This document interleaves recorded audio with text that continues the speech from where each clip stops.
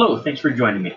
We're going to be talking about some grounding and bonding basics based on the 2017 NEC. And the reason that I'm doing this is I've got a lot of questions lately about system grounding and the NEC, especially as it relates to corner grounded systems. Corner grounded systems are not something that we see very often, not often at all, in fact. But there's definitely a place for them in the industry. And even though we don't see them often, I think it's worth understanding what they are and how they work, as much to understand just the fundamentals of system grounding, whether we're talking about a corner grounded system or just another solidly grounded system or even ungrounded or impedance grounded systems. I think the fundamentals are always worth talking about. A little bit about myself. My name is Ryan Jackson. I own Ryan Jackson Electrical Training. This is pretty much what I do for a living. I teach seminars on the NEC. I also write textbooks about the NEC, do expert witness testimony, things like that. So my life is pretty much the National Electrical Code. If it has to do with the code and you pay me, then I'll probably do it. You can go to my website if you'd like. You can email me. You can even call me on the phone or send me a text. If you have any questions, please don't hesitate to get in touch with me. It's my pleasure to help people out. Now, before we get into the actual nitty-gritty, I think it's always worth talking about the scope. When we're using the code, I always remind people to read the article scope before they get too involved into a subject. Make sure you're reading the .1 section. I'm a big believer in scopes, and this class has a scope as well. This discussion is based on electrical systems that are regulated by the NEC and operating at 1,000 volts or less. I'm not going to be talking about medium voltage or high voltage. We're going to be talking about the systems that we use here in the National Electrical Code. There's three main system grounding configurations that are recognized in the code for less than 1,000 volt systems. And that would be solidly grounded systems, impedance grounded systems, and ungrounded systems. Solidly grounded systems probably make up 99.99% of all of the systems in America. And I mean that quite literally. Out of 10,000 electrical installations, 9,999 of them are probably solidly grounded. Very, very seldom do we see an ungrounded or even an impedance grounded system. So the solidly grounded systems would include a single phase 3-wire, like we probably have at your house, or a 3-phase Y-connected system, which is a 4-wire system, which we've installed thousands of, 277, 480, or 120, 208. A high-lag delta, which is a 4-wire, 3-phase delta connected system. That is also a solidly grounded system where we take the center point of a phase and connect it to the dirt. And then the corner grounded delta, which is a delta connected 3-wire system. That too is a solidly grounded system. The other types of systems that the NEC recognizes are impedance grounded systems and ungrounded systems. An impedance grounded system is a 3-phase Y, 3-wire system, has no neutral conductor. So a 3-phase Y impedance grounded system is something that's pretty much limited to industrial situations. It's a very nice system. It really is probably the Cadillac of electrical systems, to be quite honest. There's a definite place for it. And the other system is an ungrounded system. That would be a delta 3-phase 3-wire ungrounded system. Or it could be a 3-phase Y if it's 277 480, and that would be very unusual to see an ungrounded Y-connected system, although the code does allow for it, provided that it's 277 480. I've personally never seen one. I've seen ungrounded delta systems, but I've never seen an ungrounded Y-connected system. I apologize if you just heard my dogs barking. I'm doing this from home today, so my German Shepherd Ajax wanted to make sure he said hello to all of you. So let's talk about solidly grounded systems. When we get into solidly grounded systems, it's so important that we're speaking the same language. So let's talk about just a couple of definitions here. Ground is defined in the NEC as the earth, and that's it. Way back before 2008, it was a weird definition. It said, well, ground is the earth or a conductive body that extends the earth connection and different things. And they cleared that up, saying, look, ground is the dirt. So nice and easy. We're talking about ground. We're talking about earth, plain and simple.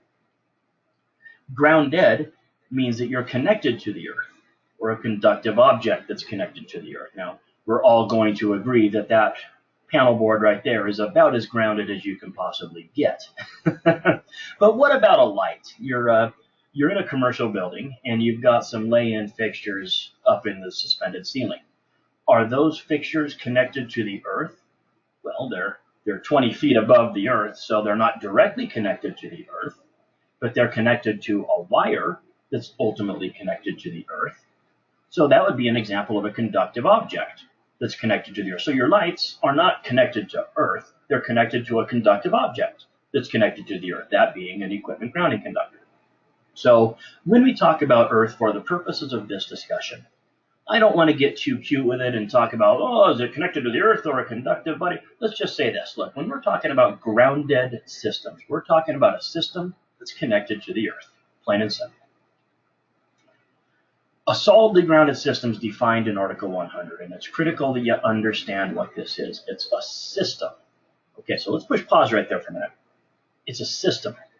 It's a solidly grounded system. It's not the metal parts.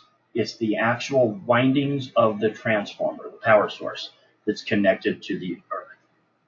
That's a grounded system. A solidly grounded system is a system that's connected to earth without a resistor or impedance device.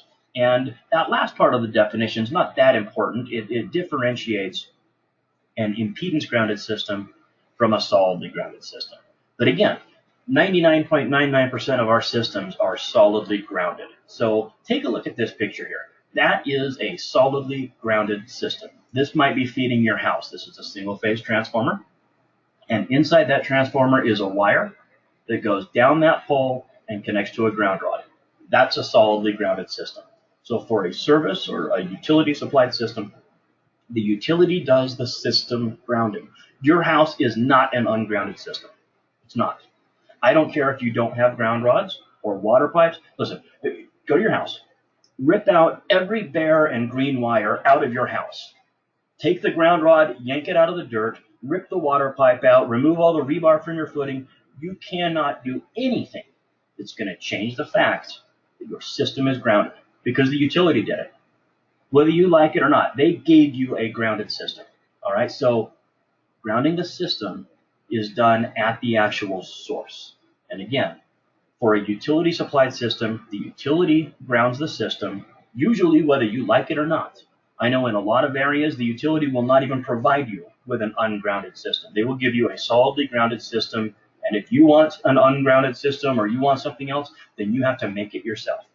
All right, so a solidly grounded system is connecting the actual windings to the dirt. That's a solidly grounded system without inserting a resistor or impedance device. If you're installing the system, if you've got a transformer inside your building, a commercial establishment, for separately derived systems, the electrician does the system grounding. This is what we would call a neutral point. We'll talk about that in a minute. The XO point of the transformer, one of these green wires goes ultimately to the dirt. That creates a grounded system. I'm not talking about the metal parts of the transformer. All I'm saying is the actual winding is connected to the earth. That creates a solidly grounded system. Let's take a look at a couple of examples here. Here you've got a single phase system that is solidly grounded. This is probably what your house looks like. So you've got your utility transformer. The utility, whether you asked them to or not, connected that winding to the dirt. That makes it a solidly grounded system. And again, nothing you can do is going to change that fact, aside from climbing up the utility pole and rewiring the transformer. Nothing you can do is going to change the fact that your house is a solidly grounded system. And the commercial building that you're in is almost certainly a solidly grounded system because the utility provided it that way. Maybe your commercial building doesn't have a single phase 122/40 volt service like this. Maybe it's got a 3-phase 4-wire 122/08. If that's the case, it's probably still a solidly grounded system. So looking at this picture here, I've got a 3-phase 4-wire Y-connected system, and as you can see, it is connected to the dirt without any sort of resistor or impedance device, which means that is a solidly grounded system. So a 122.08Y is going to be a solidly grounded system. 277.480, solidly grounded system. If I have a high leg system, it's not nearly as common as the other systems, but there's certainly plenty of them out there. A high leg delta connected system is also a solidly grounded system. So this is a 3-phase 4-wire. You've got your 3 phases, and measuring voltage between any of those two, you get 240 volts, right, between any of the 2 phases. And then what you do is the center point of one of the phases, you connect it to the earth, and that makes it what? Solidly grounded system. The last solidly grounded system that the code understands is a corner grounded system. So a corner grounded system is a solidly grounded system. It's a delta. There is no neutral conductor. There's a grounded conductor, and we'll talk about that here in a minute. But here we've got a delta. Between any 2 points on the delta, we get 480 volts. Now, this could be 240, but I think 480 is much more common as far as corner grounded systems go. This system is grounded because we picked a point on it and we connected it to the earth. We also connected it to the metal parts as well. But as far as connecting it to the earth, that means this system is a solidly grounded system. Let's take a look at the voltages on this. Between any 2 phases, it's 480. A to B, B to C, C to A, 480 volts. We took, let's call it phase C, and we connected it to the dirt and also to the metal parts. So from that phase to the metal parts, we would get 0. Is that right? Because they're connected to each other. You know, it's always important. People get freaked out when they talk about solidly grounded, corner grounded systems. And they say, oh, geez, there's a voltage on the metal parts. Well, okay, but hang on now. Voltage is defined as a difference in potential between 2 objects. So you're getting voltage measured from what to what? Well, from the metal parts to phase A. Well, yeah, of course you'd get voltage from the metal parts to phase A. It's a grounded system. You would get voltage. When's the last time you you woke up and you said, you know what I'm going to do today? I'm going to grab a yellow wire with my left hand and touch the metal parts with my right hand. When's the last time you did that? So it's not dangerous. People say, oh, those corner grounded systems are really dangerous. Well, no, if you grab a hot conductor with one hand and the metal parts with the other hand, you're gonna get shocked. I don't care what kind of a system it is. So it's not any more or less dangerous than a Y or a high leg. I mean, a Y and a high leg, their windings are connected to the dirt as well. This is just connected at a different location. So from phase, let's call this A up here. We'll say that C is the bottom right corner. So from phase A to the metal, you get 480 because essentially you're reading phase A to phase C. Same thing. From phase B to the metal, you would get what? 480. From phase B to phase C, you would get 480. From C to the metal, you would get 0 because that's the same thing as putting your meter on the same piece of wire. You have one length of wire and you put both of your test leads on it, you're going to read 0 voltage. That's exactly what a corner grounded system is. So you're going to read 0 voltage from the grounded phase to the metal parts. So that's a solidly grounded system. An impedance grounded system is a grounded system, but it's not a solidly grounded system. So again, the definition, a solidly grounded system is a system that's connected to the earth. Okay, this system is connected to the earth, but it's connected with an impedance device.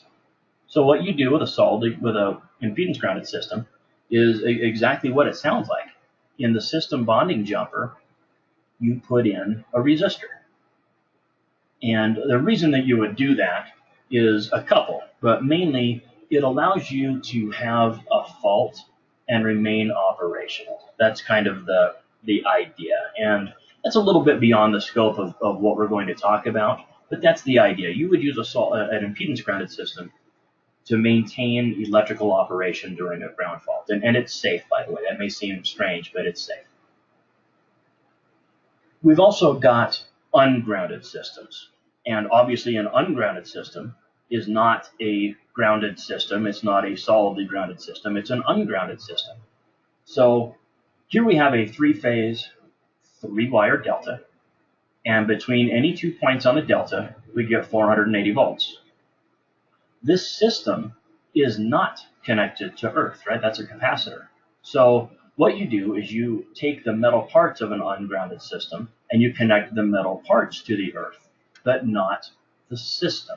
The system is an ungrounded system. You would measure a capacitive charge between the hot conductors and the metal parts and the hot conductors and Earth, but not a real true voltage. You would be measuring capacitance. So this is an ungrounded system. It's not a solidly grounded system. It's not any sort of a grounded system. It's an ungrounded system. So equipment grounding and bonding. Now, when I talk about equipment, we're talking about metal parts. We're not talking about the system anymore. We're talking about the metal parts, grounding and bonding. The grounded conductor, which is white or gray, connects the metal parts to the Earth and to the system at the service equipment, which is the service disconnect, the first place you can kill the utility. And it does that through the main bonding jump. The equipment grounding conductor connects the metal parts to the Earth, which is grounding, and the metal parts to each other, which is bonding, throughout the rest of the system. So the grounded conductor connects things to the dirt.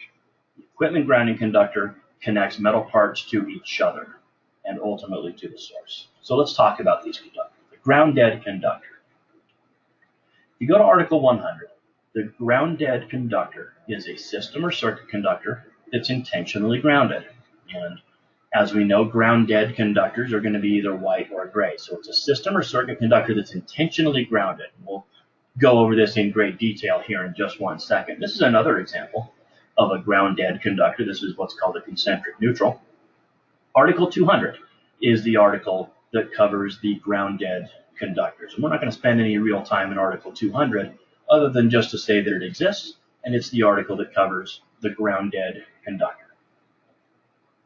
So looking at our 3-phase, 4-wire, Y-connected system, we have a grounded conductor. Take a look at the white wire here, the gray wire. This conductor is a system or circuit conductor, right? It's a circuit conductor. And it is intentionally connected to the Earth. This conductor is a grounded conductor. It also happens to be a neutral conductor. We'll talk about a neutral conductor here in just a minute.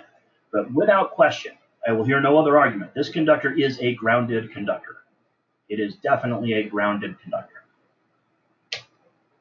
On a corner grounded system, here's where people get all screwed up. You've got your 3 phases, and you bolt one of them to the metal parts of the transformer, and you connect it to the Earth. If I connect a conductor to the Earth intentionally, and it's a circuit conductor, that's a grounded conductor, right? So the conductor here, which is a phase, it is a grounded conductor, and that's why it's white or gray. And by the way, the code requires it to be white or gray.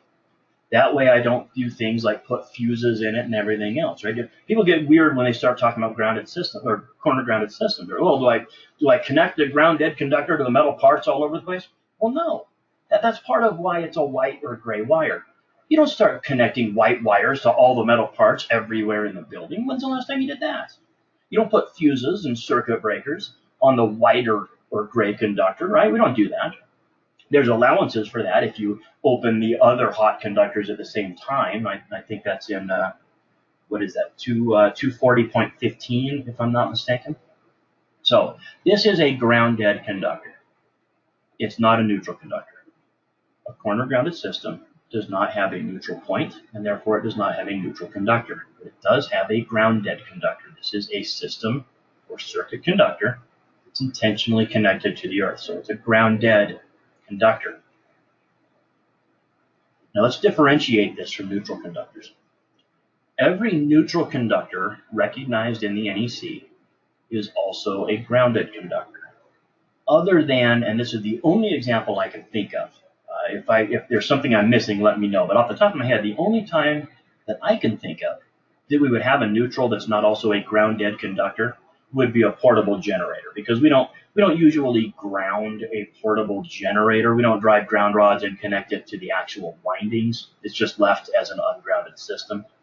So forget portable generators for a minute, okay? Let's just go ahead and agree that generally speaking, every neutral conductor recognized in the NEC is also a grounded conductor.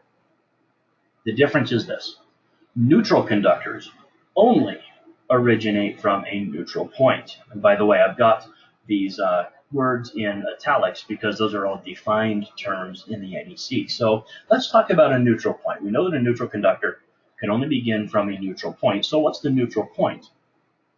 Article 100 says the neutral point is the common point of a three-phase, four-wire, Y-connected system, or the midpoint of a single-phase, three-wire system, which is what we're looking at here, or the midpoint of a single-phase portion of a three-phase delta, that would be a high leg, or the midpoint of a three-wire DC system, and we're not going to talk about DC systems. So this is the neutral point. Is that right? It's a single-phase system, and it's the center point of the phase. That's the neutral point. This conductor, the white conductor, is a grounded conductor. We know that it's intentionally connected to the dirt, and it's a system or circuit conductor. And it's also a neutral conductor because it's connected to the neutral point. On a three-phase, four-wire, Y-connected system, this would be the neutral point. XO point on the transformer, or the star point, some people call it. This would be the neutral point, the common point of a three-phase, four-wire, Y-connected system. The last neutral point that we're going to talk about is on a high leg delta. This is the neutral point. It's the center point of one of the phases of a three-phase, four-wire delta connected system. This is the neutral point. And as you can see, there is a grounded conductor attached to it because that point goes to the earth. This grounded conductor is a system or circuit conductor, and it's intentionally connected to the dirt. So that is a grounded conductor, and it connects to the neutral point and to the earth. Any grounded conductor that connects to the neutral point and carries current under normal conditions is also a neutral conductor. So only a grounded conductor can be a neutral. And for all intents and purposes, almost all grounded conductors are also neutrals. So here we've got our neutral point, which we established. This is the neutral conductor. It's the conductor that's carried to the neutral point, and it carries current under normal conditions. How much current does it carry? How do we know it carries current under normal conditions? Well, for a three-phase, four-wire, Y-connected system, that's the formula to determine neutral current up in the top right. So if I have 20 amps on phase A, 15 on phase B, and 10 on phase C, that means the neutral conductor would be carrying the unbalanced, which in this case is 8.66 amps. So this conductor is connected to the neutral point, and under normal conditions, this is a normal condition, right? This is a normal condition. So under this normal condition, it's carrying current, it's connected to the neutral point, therefore it is a neutral conductor. And we already know it's also a grounded conductor. Same concept with a single phase three-wire system. This neutral conductor, this conductor is connected to the neutral point, which makes it a neutral conductor if it carries current under normal conditions. And it does. That's its role, is it carries the unbalanced load. 20 amps on line 1, 15 amps on line 2, means you've got 5 amps on the neutral. The last one is on a high leg system. This grounded conductor is connected to the neutral point, and under normal conditions, it carries current. It carries the difference between the hot conductors of phase A and phase C. You wouldn't have neutral current, you wouldn't have line to neutral loads on phase B of a high leg delta because the voltage is not a voltage that we want. It's not 120, it would be 208 line to neutral. And the only time you would ever do that is by mistake, unfortunately. And I wish I could tell you that I've never done that, but I would be lying. So this grounded conductor is also a neutral. It's connected to the neutral point, carries current under normal conditions. So we said that the grounded conductor, which is usually the neutral, connects the metal parts to the earth at the service disconnect or at the separately derived system. We do that through a main bonding jumper. The main bonding jumper is the conductor screw or bus that connects the service disconnect enclosure to the utility neutral. Here you can see this is my service disconnect enclosure, the metal parts. Here are my ground-dead conductors, which are probably neutral, but it doesn't matter. This is a ground-dead conductor. How does my ground-dead conductor connect to the metal parts? Well, it connects through the main bonding jumper. That can be a conductor, or it can be a screw, right? The green screw that you put inside the service disconnect, or it can be a bus, a strap. So this would be a main bonding jumper as well. And again, that connects the utility neutral, the utility ground-dead conductor, to the metal parts. If we're doing a separately derived system, if we're doing the system grounding and we're creating the system, then we're going to install a system bonding jumper, and that's the connection between the neutral and the equipment grounding conductor or supply side bonding jumper, or both, at a separately derived system. So very much like the main bonding jumper, this green wire with white stripes all over it, which may or may not comply, that is a system bonding jumper. It connects the metal parts to the system. We've also got equipment grounding conductors, and equipment grounding conductors connect metal parts to each other. So an equipment grounding conductor is the conductive path or paths that connect normally non-current carrying metal parts to each other and to the neutral point or the grounding electrodes. So here we've got some conductors. These are equipment grounding conductors. Here in this MC cable, I've actually got a couple of them. These green wires are equipment grounding conductors. And in fact, this is AC cable, I misspoke. But can you see how it's hard to see, but they've twisted a bare aluminum little strip around the metal parts of that cable? That's internal to the cable, and you don't have to bend it around the wire. All you do is just cut it off. That's perfectly legal. But that is also part of the equipment grounding conductor. For AC cable, the metal cable touching the bare wire, that is the equipment grounding conductor. This one happens to have two, the cable armor and the green wire within it. Both of those are equipment grounding conductors. It can also be a conduit system. EMT, rigid metal conduit, that can be an equipment grounding conductor. This installation complies. I know a lot of people get freaked out about that, but you do not need a green wire inside of that conduit system. That conduit is the equipment grounding conductor. You don't need a green screw going to the box or to the receptacle. That's 250.146. If you're interested, you can look it up, but we're not going to go there for this discussion. There's an informational note in the definition of Article 100 equipment grounding conductor that reminds us, look, the equipment grounding conductor also bonds equipment. This has been the source of much debate over the last several years. What should we call this green wire? Should we call it an equipment grounding conductor or an equipment bonding conductor? And the problem is it does both. It does connect things to the earth. Is this metal enclosure ultimately connected to the dirt? Yes. How so? Well, because it's connected to this green wire, which ultimately is connected to the dirt, so we call it an equipment grounding conductor, because it does ground stuff. But is this metal enclosure also electrically connected to this conduit system down here? Yes, through the use of the same wire, an equipment grounding conductor. So should we call it an equipment bonding conductor or an equipment grounding conductor? And the answer is, look, it does both. Call it whatever you want.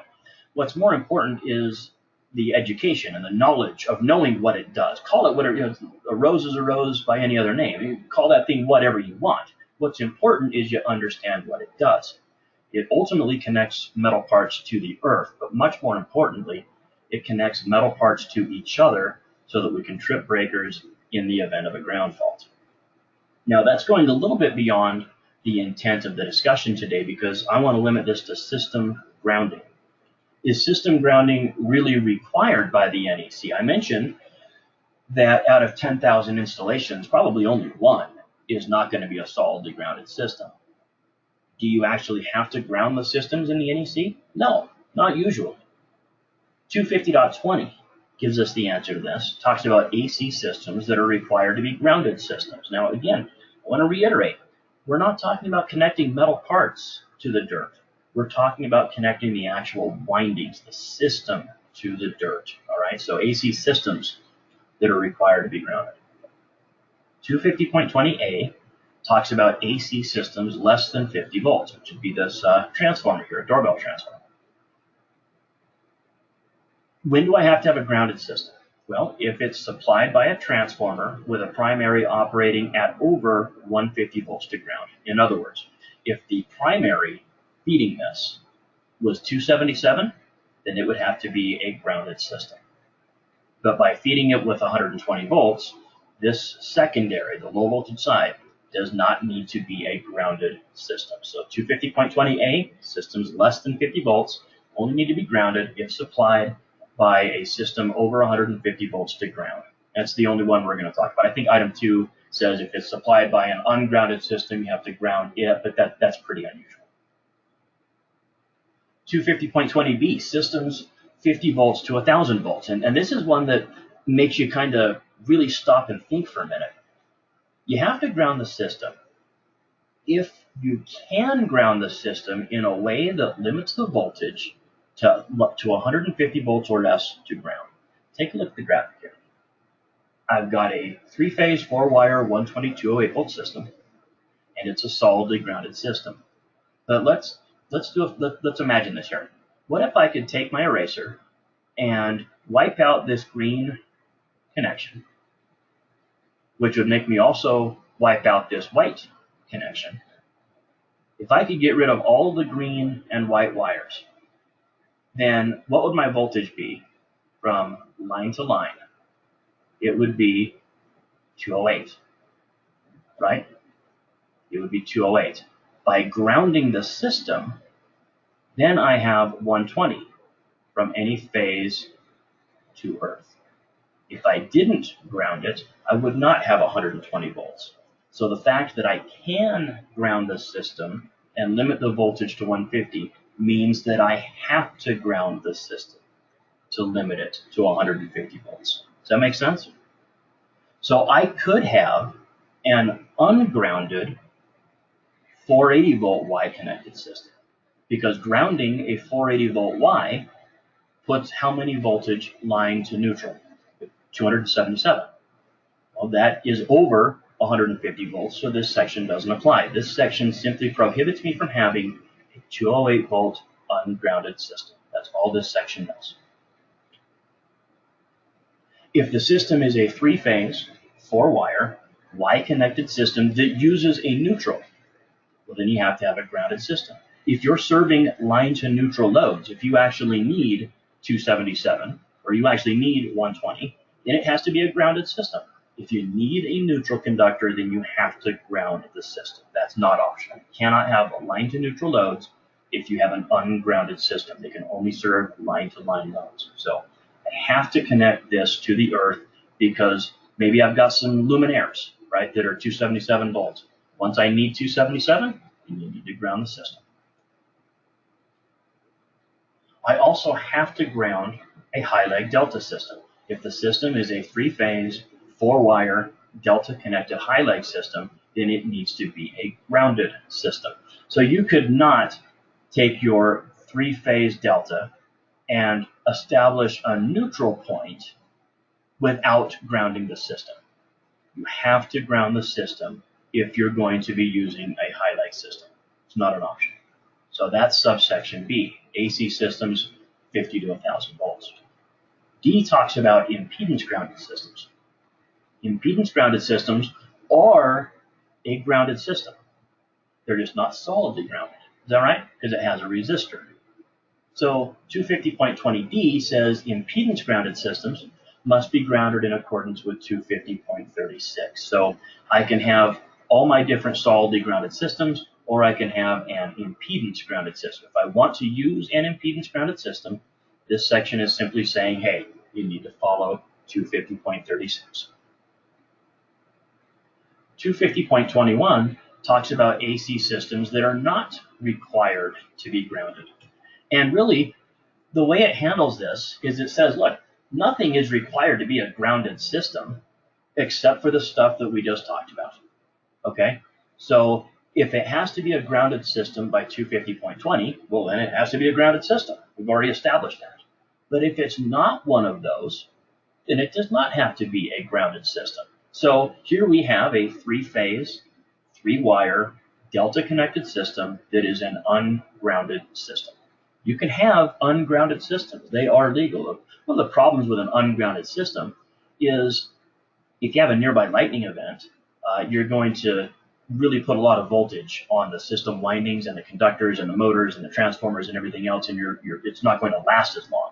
It's more susceptible to lightning-induced damage, and it's also, you can get some capacitive charges and have some strange voltages, especially during ground faults, restriking ground faults. So ungrounded systems are okay, but they've got some baggage that come along with them. They have some baggage from the theory perspective, lightning-induced energy and capacitance and everything else. They also have baggage in the code. Now, interestingly, this has only been required since 2005, which is very surprising. I would have thought that this would have been required quite literally 70 years ago. But ungrounded conductors have to have ground detectors. And that's the deal breaker. That's usually why people don't want to put them in. So you've got an ungrounded system. If there's ever a ground fault on an ungrounded system, you wouldn't really know about it. Not necessarily, because everything would remain operational. But then what you have to have is you have to have ground detectors so that some sort of a light will come on or an alarm will go off, something saying, hey, look, phase A has a ground fault or phase C has a ground fault. You have to have ground detectors, and they have to be as close as practicable to the voltage source. So you have to have ground detectors if you're doing an ungrounded system. You also have to mark an ungrounded system at the transformer or the first disconnect, warning people that it's an ungrounded system. Look, an ungrounded system is an unusual system, so we need to tell people about that fact. So this warning down here says, caution, ungrounded system operating at 480 volts between conductors. We have to let people know that we have ourselves an ungrounded system. So here's where this works. You've got a 120, 208 volt service to your building, and the building owner buys a 480 volt piece of equipment.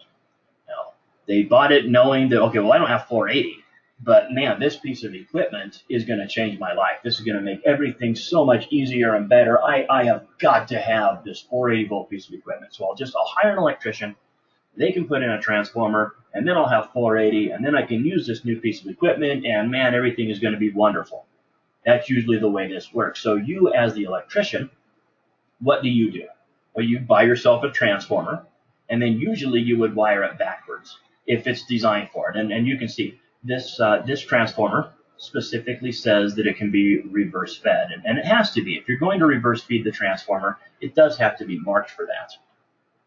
So what happens is you reverse feed this transformer. You feed it as a Y, and then you get it out as a delta. So 208 input primary voltage, Y, and then you get 480 as the secondary voltage on the X terminals. On the H terminals, excuse me. So what you would do is you come in with your three hots, black, red, blue, and you would connect those to X1, X2, and X3. You would not connect XO to anything. If you connected an XO to frame, that would be taking your neutral conductor and connecting it to the metal parts at multiple locations. And we don't do that, right? 250.6 and 250.24A5 says you don't just start connecting white wires to every piece of metal that you see. You do that at the source, and that's it. So I would not connect it XO to frame. I would connect it X1, X2, X3 to your 120, 208 volts feed. And then on the secondary, you're going to run what? 3 wires, H1, H2, and H3, and that's going to give you 480. So a lot of electricians, they run it just like that, and they're done. Well, guess what you've just done? You created an ungrounded system. If all you did was come out of that transformer with H1, H2, and H3, are you going to get 480? Yeah, absolutely. And I don't need any sort of a neutral because it's just a 3-phase motor. So we don't have any neutral. We don't need to worry about 277, 480. So we just created our 480 volts. But here's the problem. How is that winding? How are the H points connected to the earth? They're not, unless you do it. So how are you going to connect the H points to the earth? You're going to pick one of the phases, and you're just going to bolt it to the metal parts and connect it to the earth. So here's my corner grounded system. Here's my H1, my H2, and my H3. You're going to pick one of those, in this case H3. You're going to connect that phase right to the metal parts of the transformer. Connect it to the metal parts and connect it down to the earth, and that creates a corner grounded system. It has to be a white or gray conductor. Grounded conductors have to be white or gray, right? So here in this photograph, we've used orange. So our three phases on the high voltage side, the 480 delta side, is brown, orange, yellow. Well, that's a violation. If one of those is a grounded conductor because it's a corner grounded system, this needs to be what? White or gray. That way people know not to put fuses in it, not to put breakers in it, because it's a grounded conductor. So that's where you would use a corner grounded system. You have 208 in your building, somebody buys 480, and you create a 480 volt system and you didn't ground the secondary. Well, if you don't want to ground the secondary, you usually don't have to, but you'd have to do what? Put in ground detectors. Those are expensive and they're a headache. So what's the alternative? Just ground the system. Pick a phase, connect it to the metal parts, connect it to the dirt, and instead of using a brown, orange, or yellow wire, use a gray wire. That's all you got to do. That's a corner grounded system. The NEC also has a couple of systems that we actually don't even allow to be a grounded system. And really, the ones that I would talk about would be areas with flammable anesthetics in hospitals or isolated systems in hospitals. Now, flammable anesthetics here in the United States really don't exist and haven't existed for quite some time. In some countries, there are still flammable anesthetics, but they're very few and far between. So we don't need to worry about, flammable anesthetics. The isolated system in a hospital, though, that is an ungrounded system. Usually it's a 60 to 120, 60 volts to 120 volts between conductors. That's an ungrounded system, and it's not allowed to be a grounded system. The other system that we don't allow to be grounded is a low voltage lighting system discussed in 411.6. These are ungrounded systems as well. So there you have it. That is system grounding in the NEC. I'll probably do another video and really talk about why we ground systems and why we ground the metal parts and why we bond metal equipment to each other to prevent electric shock and fire. But that's going to be a video for another time. So with that said, I hope you guys got something out of this video. Thanks for watching.